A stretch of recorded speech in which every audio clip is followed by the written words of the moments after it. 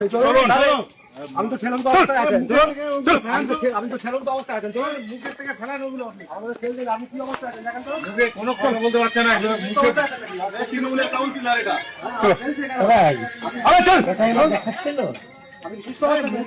আপনি কি করছিলেন নিয়ে মেয়েদের নিয়ে? আমি কেন মেয়েদের নিয়ে তাহলে ওখানে কি করছিলেন? আমি মেয়েদের সঙ্গে ছিলাম। ঘর থেকে মদের বোতল উদ্ধার হলো।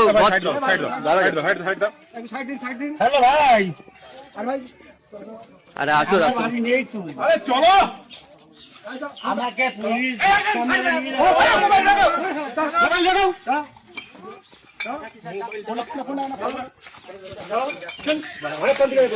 স্যার আমি যাচ্ছি, আমি যাচ্ছি, চলেন, আমি যাচ্ছি, আমি যাচ্ছি। তোকে নিয়ে গেলে কি হবে?